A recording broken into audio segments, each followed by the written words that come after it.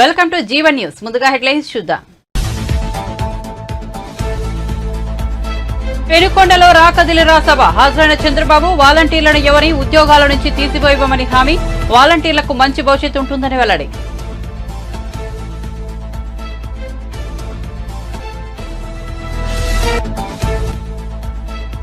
LB స్టేడియంలో ఉద్యోగ నియామక పత్రాలు అందించే కార్యక్రమంలో పాల్గొన్న సీఎం రేవంత్ రెడ్డి. కేసీఆర్, కేటీఆర్ ఉద్యోగాలు ఊడగొట్టారు కాబట్టే మీకు ఉద్యోగాలు వచ్చాయని వెల్లడి.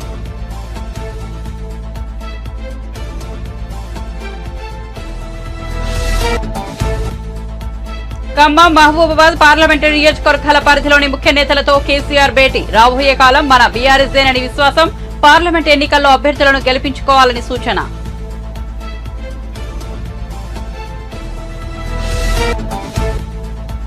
తల్లిని జుట్టుపట్టి ఈడ్చి తండ్రిని కొడుతూ ఏపీలో ఓ కొడుకు దాష్టికం. 3 ఎకరాల భూమి తమ్ముడికి రాసిచ్చారని గొడవ, కొట్టొద్దని వేడుకుంటున్నా వినిపించుకొని కసాయి కొడుకు. దాడిని అడ్డుకోకుండా చూస్తూ నిల్చున్న జనం. ఇక వార్త వివరాల్లోకి వెళ్తే టీడీపీ అధినేత చంద్రబాబు నాయుడు పెనుకొండ రాకదిలిరా సభలో వాలంటీర్ల ప్రస్తావన తీసుకొచ్చారు. టీడీపీ హయాంలో యువతకు ఉద్యోగ అవకాశాలు ఎలా ఉన్నాయి, ఈ 5 ఏళ్ల పాలనలో ఉద్యోగాల కల్పన ఎలా ఉంది అని ప్రశ్నించారు. వైసీపీ పాలనలో ఒకరికైనా ఉద్యోగం వచ్చిందా? నేను ఐటీ ఉద్యోగాలు ఇస్తే జగన్ వాలంటీర్ ఉద్యోగాలు ఇచ్చారంటూ చంద్రబాబు విమర్శించారు.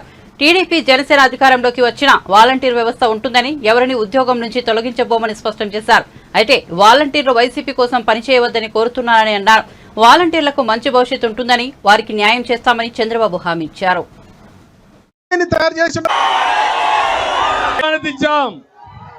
64,000 కోట్ల రూపాయలు పెట్టుబడులు పెట్టి ప్రాజెక్టులు పూర్తి చేసిన పార్టీ తెలుగుదేశం పార్టీ.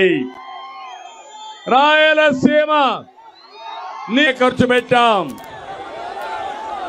జీడిపల్లి భైరవాని తిప్ప గాని, జీడిపల్లి పేరూరు గాని, గొల్లపల్లి రిజర్వాయర్ గాని, గుంతకల్లు బ్రాంచ్ కెనాల్ గాని, మడకసిర బ్రాంచ్ కెనాల్, చెర్లోపల్లి, మారాల ప్రాజెక్టులు ప్రారంభించాం, పూర్తి చేశాం. రాయలసీమ వెనుకబడితనం పోవాలి, కరువు పోవాలనే సంకల్పంతో మనం ముందుకెళ్ళాం. నేను ఒకే ఒక విషయం మీ అందరికీ చెప్తున్నా, తమ్ముళ్ళు వినాలి, ఇక్కడే తమ్ముళ్ళు వినాలి. లేదా అని మిమ్మల్ని అడుగుతున్నా. ఏదైతే ప్రభుత్వం ఉందో కావలసిన కరెంట్ ఇవ్వడం, మోటార్ బైకే తమ్ముళ్ళు వచ్చిందయ్యా, వచ్చింది. ఎక్కడ? మటన్ కొట్లో ఉద్యోగం, ఫిష్ మార్కెట్ లో ఉద్యోగం, మద్యం షాప్ లో ఉద్యోగం. నేనిచ్చింది ఐటీ ఉద్యోగాలు, ఈయనిచ్చింది మాట్లాడితే వాలంటరీ ఉద్యోగం. అంటే ఎంత వాలంటరీ ఉద్యోగానికి? 5,000. అవునా కాదా? నేను నిరుద్యోగులందరికీ నిరుద్యోగ భృతి 3,000 రూపాయలు ఇస్తారు నెలకు. మీ అందరికీ ట్రైనింగ్ కూడా ఇప్పిస్తాం. అంతేకాదు మళ్ళీ సంవత్సరానికి 4 లక్షల చొప్పున 20 లక్షల ఉద్యోగాలు ఇప్పించే బాధ్యత నాది. సిద్ధమా తమ్ముళ్ళు? మీ ఇంటి దగ్గరనే కూర్చొని ప్రపంచం మొత్తం ఏ కంపెనీ కావాలన్నా మీ ఇంటి దగ్గర తీసుకొస్తా. అదే మరి బోరు కొడితే మండల హెడ్ క్వార్టర్లో వర్క్ స్టేషన్లు క్రియేట్ చేస్తాం, శిక్షణ ఇప్పిస్తా, మిమ్మల్ని పూర్తిగా ఆదుకుంటా.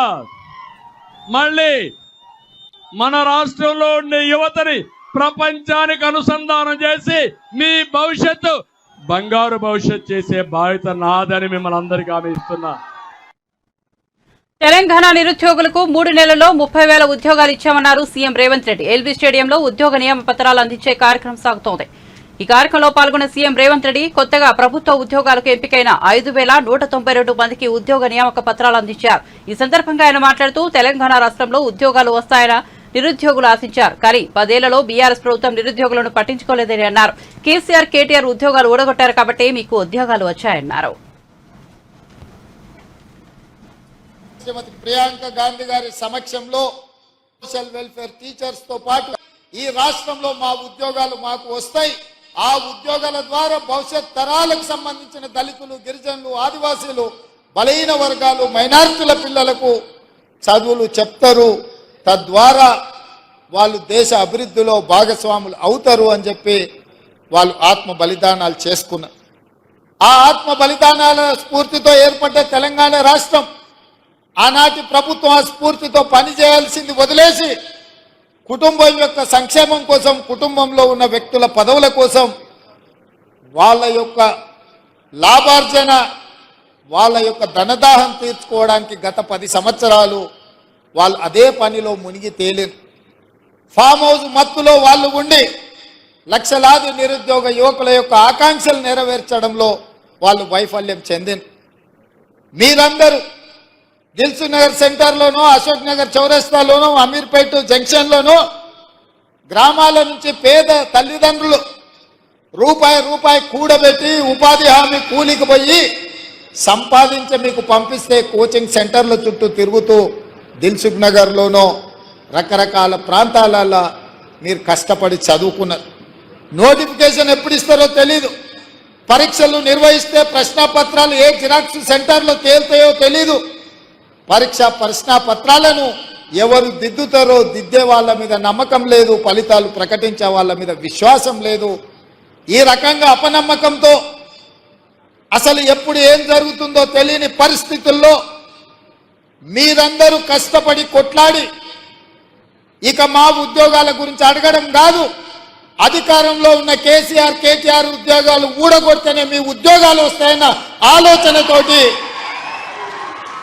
ఉద్యోగాలు అడగడం మానేసి తండ్రి కొడుకు, మామ అల్లుడు, కూతురు తండ్రి ఉద్యోగాలు ఊడగొట్టింది. కాబట్టి 3 నెలల్లో 30,000 ఉద్యోగ నియామక పత్రాలు మేము మా మంత్రివర్గ సహచరులము ఇవ్వగలిగినము అని అంటే ఇందులో మీ కృషి ఉన్నది, మీ యొక్క కష్టం ఉన్నదని చెప్పి నేను నమ్ముతున్నాను.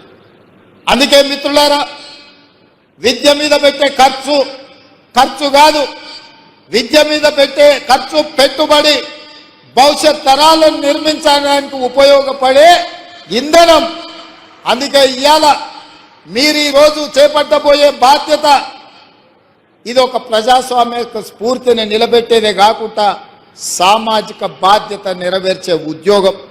మీ ఉద్యోగాల ద్వారా ఈ రాష్ట్రానికి ఐఏఎస్లను, ఐపీఎస్లను, ఐఆర్ఎస్లను లేకపోతే జాతీయ స్థాయి అధికారులను తయారు చేయడమే కాకుండా డాక్టర్లను, లాయర్లను, ఇంజనీర్లను తయారు చేసే ఉత్పత్తి కేంద్రంగా ఈరోజు మీరు బాధ్యత చేపట్టబోతున్నారు. సర్పంచ్, ఎంపీటీసీ, ఎంపీపీ, జిల్లా పరిషత్ చైర్మన్, జడ్పీటీసీ, ఎమ్మెల్యేలు, ఎమ్మెల్సీలను, ఎంపీలను ఈ దేశ ప్రధానమంత్రులను తయారు ఉద్యోగ ఉపాధి అవకాశాలు దొరకడానికి ఉపయోగపడుతుంది. ఆనాడు బాధ్యత గురువు బాధ్యత అని చెప్పి నేను సంపూర్ణంగా విశ్వసిస్తున్నా.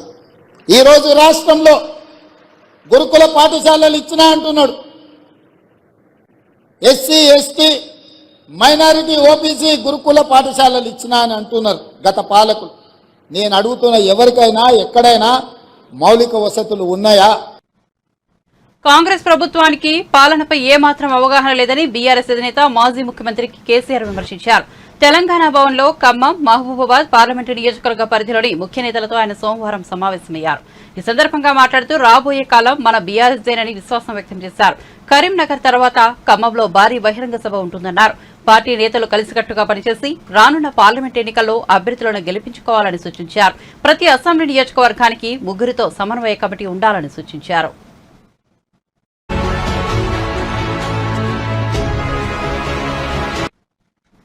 సుప్రీంకోర్టు సంచలన తీర్పు ఇచ్చింది. లంచం కేసుల్లో ఎంపీ, ఎమ్మెల్యేలకు రాజ్యాంగ రక్షణ మినహాయింపు లేదని ప్రధాన న్యాయమూర్తి జస్టిస్ డివై చంద్రచూడ్ నేతృత్వంలో 7 సభ్యుల ధర్మాసనం ఏకగ్రీవంగా తీర్పిచ్చింది.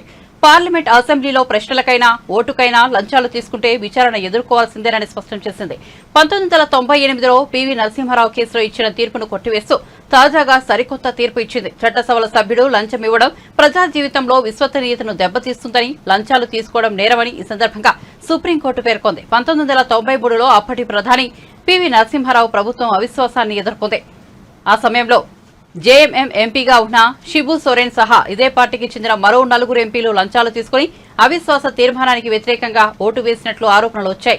వీరి మద్దతుతో మైనార్టీలో ఉన్నప్పటికీ పీవీ ప్రభుత్వం గట్టెక్కింది. ఆ తర్వాత సోరెన్ సహా 5 ఎంపీలపై సీబీఐ కేసు నమోదు చేసింది. కాంగ్రెస్ పార్టీ నేతలు ప్రజలను మభ్యపెట్టి అధికారంలోకి వచ్చారని మాజీ మంత్రి బీఆర్ఎస్ ఎమ్మెల్యే కేటీఆర్ విమర్శించారు. ప్రతిపక్షంలో ఉన్నప్పుడు ఒకలాగా, అధికారంలోకి వచ్చాక మరోలా మాట్లాడుతూ ప్రజలను మోసం చేశారని తీవ్రంగా మండిపడ్డారు. ఈ మేరకు సోమవారం బీఆర్ఎస్ రాష్ట్ర కార్యాలయం తెలంగాణ భవన్లో కేటీఆర్ మీడియా సమావేశం ఏర్పాటు చేసి మాట్లాడారు. కాంగ్రెస్ ప్రభుత్వం కూడా తమ ప్రభుత్వం అనుసరించిన విధానాలను అనుసరిస్తోందని, తద్వారా గత బీఆర్ఎస్ ప్రభుత్వం చేసింది కరెక్టేనని చెప్పకనే చెబుతోందని అన్నారు. దీనికి ఎల్ఆర్ఎస్ ను ఉదాహరణగా పేర్కొన్నారు. గతంలో ఎల్ఆర్ఎస్ కట్టొద్దన్న నేతలు నేడు గడువు విధించి మరీ వసూలు చేయాలని నిర్ణయించారని ఆరోపించారు.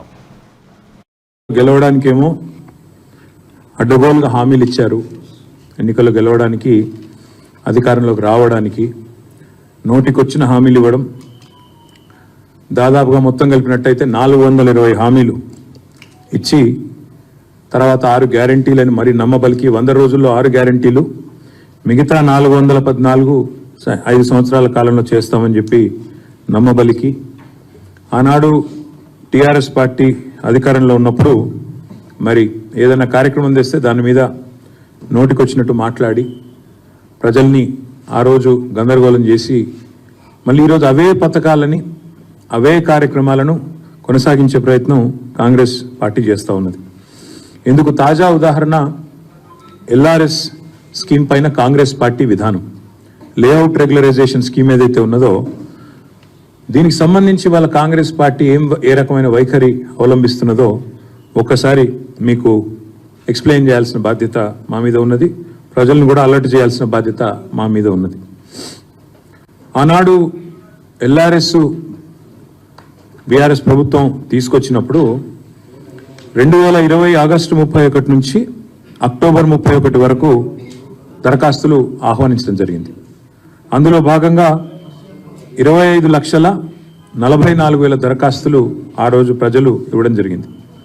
ఆ రోజు లేఅవుట్ రెగ్యులరైజేషన్ కోసం మరి కొంత ఫీజు కూడా, నామినల్ ఫీజు, ఒక 1000 రూపాయల చొప్పున నామినల్ ఫీజు కూడా పెట్టడం జరిగింది.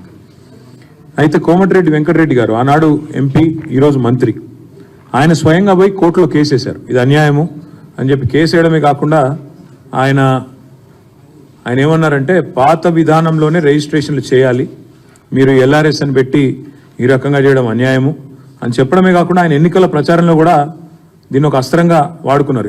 ఎల్ఆర్ఎస్ గుదిబండలాగా మారింది, దీన్ని తక్షణమే రద్దు చేయాలి, ప్రజల్ని ఇబ్బందులు గురి చేస్తున్నారు మీరు అని చెప్పి కోర్టుకు కూడా పోయినారు ఆనాడు ఈరోజు మంత్రి గారు, ఆనాటి ఎంపీ కోమటిరెడ్డి వెంకటరెడ్డి గారు.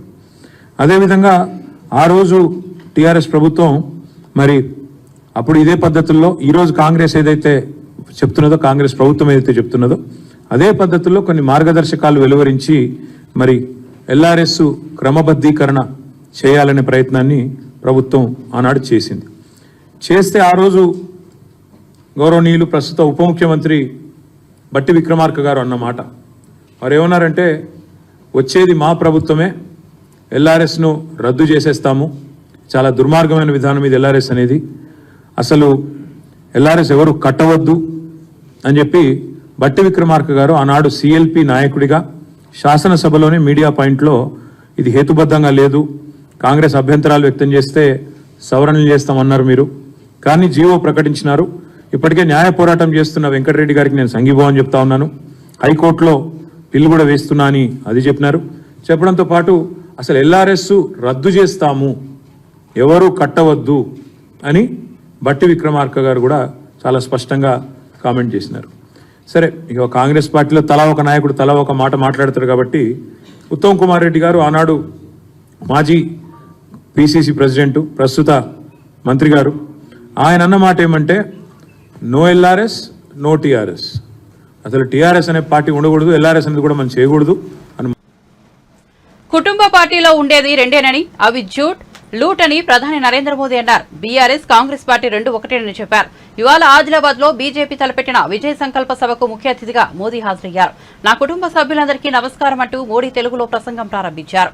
ఈ సందర్భంగా ప్రధాని మాట్లాడుతూ బీఆర్ఎస్ సర్కార్ పోయి కాంగ్రెస్ అధికారంలోకి వచ్చిందని, అది తప్ప ఏ మార్పు రాలేదని అన్నారు. కాళేశ్వరం ప్రాజెక్టులో అవినీతి జరిగిందన్న కాంగ్రెస్ సర్కార్ ఇప్పుడేం చేస్తోందని ప్రశ్నించారు.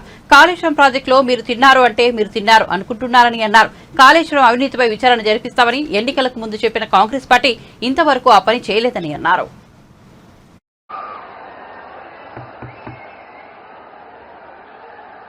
भारत माता की, भारत माता की, भारत माता की. నా తెలంగాణ కుటుంబ సభ్యులందరికీ నమస్కారాలు. आप सभी विकास के इस उत्सव में इतनी बड़ी संख्या में आए हैं. हम सभी आपके बहुत बहुत आभारी हैं. अभी से कुछ देर पहले मैंने तेलंगाना और देश के विकास से जुड़ी हजारों करोड़ रुपए की विकास परियोजनाओं का लोकार्पण और शिलान्यास किया है.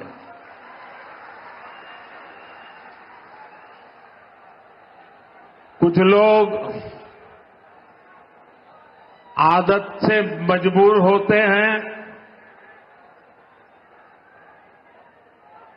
मेहनत करने की कुछ आदत भी कम होती है और इसलिए बड़ी सरल भाषा में कह देते हैं कि ये तो चुनावी सभा है. मेरे भाइयों बहनों और मेरे कुछ साथी जो भांति भांति का एनालिसिस करते हैं, जरा समझो ये चुनावी सभा नहीं है. चुनाव की तो अभी घोषणा भी नहीं हुई है. ఓఆర్ఆర్ ట్రిపుల్ ఆర్ మధ్య డైరీ క్లస్టర్స్ ఏర్పాటు చేస్తామని డిప్యూటీ సీఎం బట్టి విక్రమార్క అన్నారు.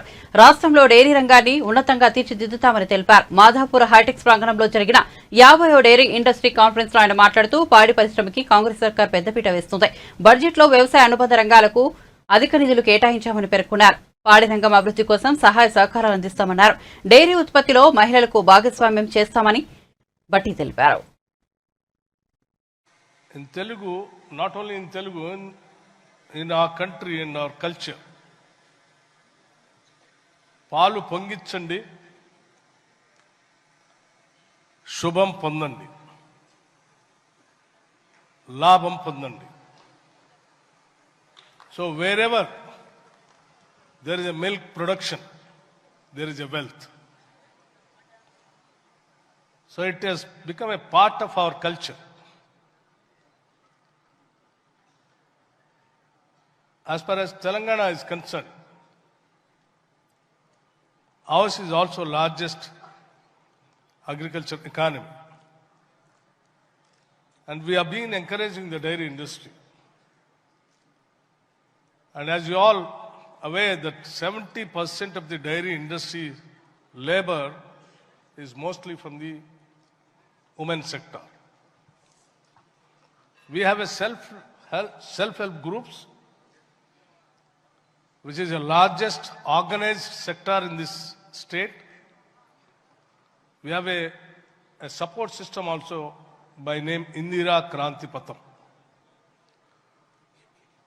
Through this IKP, we have been encouraging women in the state to get into more and more dairy industry.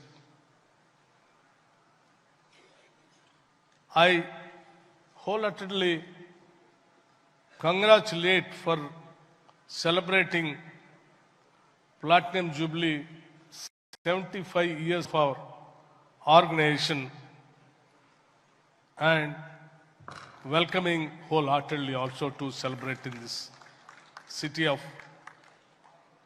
pearls and city of love also. You know, the other name of Hyderabad is Bhagyanagar, which is also has come from a beautiful love story of Hyderabad, the then Kulik Qutub Shahis and Bhagamati. The city is known for warmth and welcoming many of the cultures, many of the industries, and it wholeheartedly welcomed throughout the world also. Nagar Kurnool Lok Sabha సీటును తనకు ఇస్తానని ముఖ్యమంత్రి రేవంత్ రెడ్డి చెప్పారని Congress party senior నాయకుడు మల్లు రవి అన్నారు. రానున్న parliament ఎన్నికల్లో ఈ టికెట్ను తనకు ఇస్తారనే గ్యారంటీ ఉందన్నారు. ఏ సర్వేలు చేసినా తానే ముందు నిలిచానన్నారు. తాను నాగర్ కర్నూలు నుంచి ఖచ్చితంగా పోటీలో ఉంటానని తేల్చి చెప్పారు. అసెంబ్లీ ఎన్నికల్లో ఓటమి నేపథ్యంలో పార్లమెంట్ ఎన్నికల కోసం బీఆర్ఎస్ బీఎస్పీ మధ్య చర్చలు జరుగుతున్నట్లు చెప్పారు.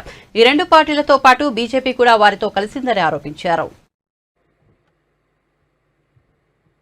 నిన్న అయిపోయి ప్రభుత్వం మారిన తర్వాత కూడా చిన్న నాయకులు తప్ప తక్కిన వాళ్ళందరూ గుర్తించారు.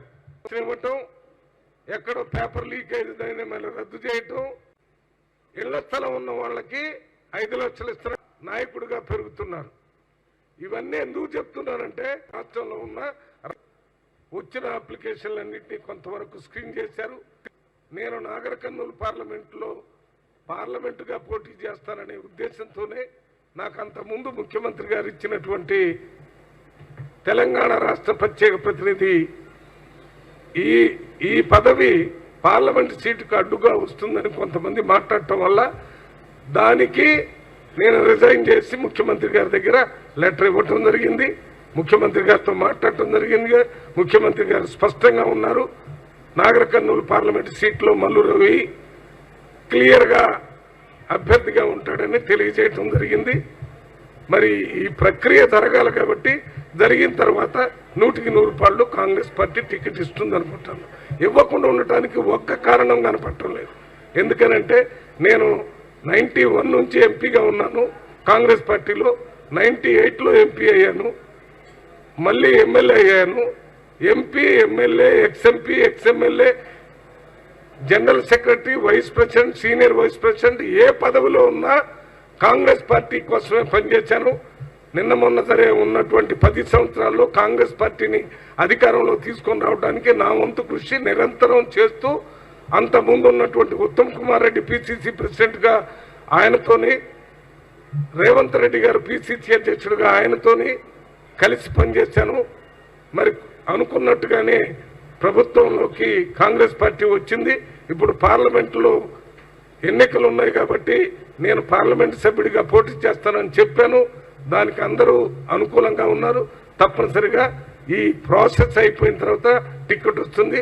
ముఖ్యంగా నాగర్ కర్నూలులో ఉన్నటువంటి కార్యకర్తలు కానీ నాయకులు కానీ టికెట్ గురించి ఆలోచన చేయాల్సిన అవసరం లేదు. పూర్తి స్థాయిలో నమ్మకం కలిగే విధంగానే కాంగ్రెస్ పార్టీ హైకమాండ్ నాకు మాట చెప్పారనే విషయాన్ని కార్యకర్తలకి మీడియా ద్వారా తెలియజేస్తున్నాను.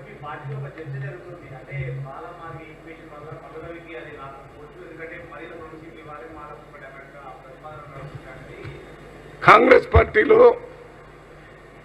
సీట్ ఇచ్చేటప్పుడు అన్ని కోణాల నుంచి ఆలోచిస్తారు. మీరు చెప్పినటువంటిది కూడా ఒక కోణం. ఆ కోణాలన్నీ ఆలోచించిన తర్వాతనే నన్ను పార్లమెంట్ సభ్యుడిగా అభ్యర్థిగా చేస్తానని చెప్పారు. టీడీపీ నేత మాజీ మంత్రి నారాయణ సన్నిహితుల నివాసాల్లో పోలీసులు సోదాలు నిర్వహిస్తున్నారు. నెల్లూరులో మాజీ జెడ్పీటీసీ ముప్పాల విజితారెడ్డి, వ్యాపారవేత్త గురుబ్రహ్మం నివాసాల్లో తనిఖీలు చేశారు. విజితారెడ్డి ఇంటికి 20 మంది పోలీసులు వచ్చారు. ఇంటిని, బీరువాలను, వస్తువులను తనిఖీ చేశారు. ఇంట్లో కేవలం 25,000 నగదు మాత్రమే దొరకడంతో వెనుదిరిగారు. తనిఖీల నేపథ్యంలో విజితారెడ్డి ఇంటికి ఎమ్మెల్యే కోటంరెడ్డి శ్రీధర్రెడ్డి వచ్చారు. ఈ సందర్భంగా పోలీసుల సోదాలపై కోటంరెడ్డి ఆగ్రహం వ్యక్తం చేశారు. నెల్లూరు జిల్లాలో వైసీపీ ఖాళీ అయిపోవడంతో జగన్మోహన్ రెడ్డి పిచ్చి పీక్స్కి వెళ్లిందని కోటంరెడ్డి అన్నారు. పోలీసులను ఉపయోగించుకుని టీడీపీ నేతలపై కక్ష సాధింపు చేస్తున్నాడని మండిపడ్డారు. టీడీపీ మహిళా నేత విజితారెడ్డి ఇంటిపై పోలీసులు దాడులు చేసి ఇంటిని చుట్టుముట్టి హంగామా చేశారని అన్నారు. ఎన్నికలకు డబ్బులు దాచారంటూ ఇంట్లోని బీరువా వస్తువులను చిందరబందర చేశారని ఆగ్రహం వ్యక్తం చేశారు. నువ్వెన్ని చేసినా ఎన్నికలలోపే ఒక్కో జిల్లాలో నిన్ను ఖాళీ చేస్తామని, ఎన్నికల్లో టీడీపీ జెండా ఎగరవేస్తామని చెప్పారు. త్వరలోనే ఎన్నికల నోటిఫికేషన్ వెల్లడనున్నదని, అన్ని వ్యవస్థలు పారదర్శకంగా వ్యవహరించాలని అన్నారు.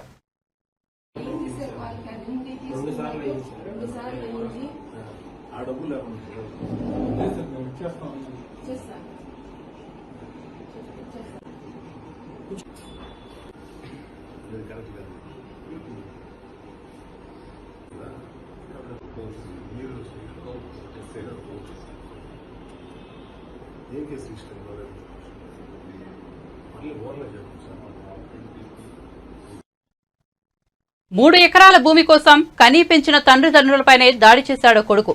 తల్లిని జుట్టుపట్టి లాగి కింద పడేసి తండ్రిని కొట్టాడు.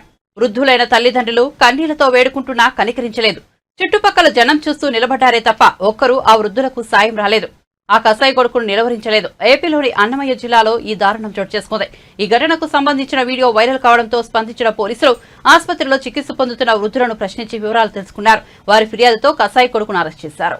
పోలీసులు తెలిపిన వివరాల ప్రకారం అన్నమయ్య జిల్లాలోని బి కొత్తకోట మండలం గుంతవారిపల్లెకు చెందిన వెంకటరమణారెడ్డి, లక్ష్మయ్యలు మదనపల్లిలోని అయోధ్య నగర్లో ఓ కళ్యాణ మండపంలో పనిచేస్తూ జీవిస్తున్నారు. ఈ దంపతులకు 2 కుమారులు కాగా పెద్ద కుమారుడు మనోహర్ రెడ్డి ఊరిలో వ్యవసాయం చేస్తున్నాడు. చిన్న కుమారుడు శ్రీనివాసులరెడ్డి మదనపల్లిలో చేనేత కార్మికుడిగా పనిచేస్తున్నాడు. కుటుంబ ఆస్తి 3 ఎకరాలను తమ్ముడికి రాసిచ్చారని మనోహర్ రెడ్డి తల్లిదండ్రులతో గొడవ పడుతున్నాడు. ఈ నెల 2న తల్లిదండ్రులతో గొడవపడి దాడి చేశారు. తల్లి జుట్టు పట్టుకుని ఈడ్చుకెళ్తూ పిడిగుద్దులు కురిపించారు. అడ్డుకున్న తండ్రి గుండెలపై తన్ని చెంపలపై కొట్టాడు. వీధిలో అందరూ చూస్తూ నిలబడ్డారే తప్ప ఎవరూ అడ్డుకోలేదు. గుర్తు తెలియని వ్యక్తులు రికార్డు చేసిన ఈ సంఘటన వీడియో వైరల్ కావడంతో పోలీసులు స్పందించారు. వృద్ధుల ఫిర్యాదు మేరకు శ్రీనివాసరెడ్డిని అదుపులోకి తీసుకున్నారు. ఆసుపత్రిలో చికిత్స పొందుతున్న వెంకటరమణారెడ్డి, లక్ష్మమ్మ దంపతులను ప్రశ్నించారు. నిందితుడు శ్రీనివాసరెడ్డిపై ఐపీసీ సెక్షన్ 324, 506 సెక్షన్ల కింద కేసు నమోదు చేశామన్నారు. తల్లిదండ్రులను సరిగ్గా చూసుకోకుండా ఆస్తి కోసం వేధించినా, దాడి చేసిన అరెస్ట్ చేసి జైలుకు పంపిస్తామని హెచ్చరించారు. ఇలాంటి ఘటనలు ఎక్కడ జరిగినా పోలీసులకు సమాచారం ఇవ్వాలని ప్రజలకు విజ్ఞప్తి చేశారు.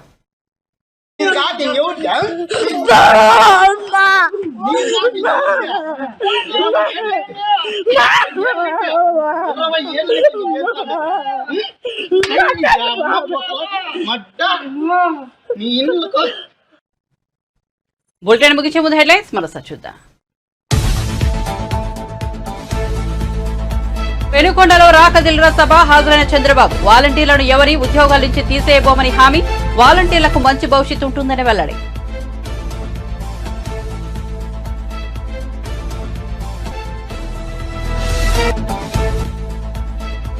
ఎల్బీ స్టేడియంలో ఉద్యోగ నియామక పత్రాలు అందించే కార్యక్రమంలో పాల్గొన్న సీఎం రేవంత్ రెడ్డి. కేసీఆర్, కేటీఆర్ ఉద్యోగాలు ఊడగొట్టారు కాబట్టే మీకు ఉద్యోగాలు వచ్చాయని వెల్లడి.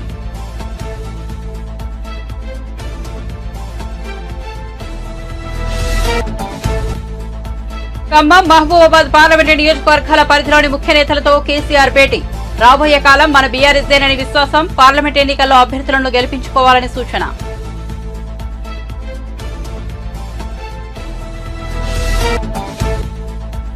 తల్లిని జుట్టుపట్టి ఈడ్చి తండ్రిని కొడుతూ ఏపీలో ఓ కొడుకు దాష్టిక. 3 ఎకరాల భూమి తమ్ముడికి రాసిచ్చారని గొడవ. కొట్టొద్దని వేడుకుంటున్నా వినిపించుకొని కసాయి కొడుకు. దాడిని అడ్డుకుంటూ చూస్తూ నిలుచున్న జనం. మరిన్ని అప్డేట్స్ కోసం చూస్తూనే ఉండండి జీవన్ న్యూస్.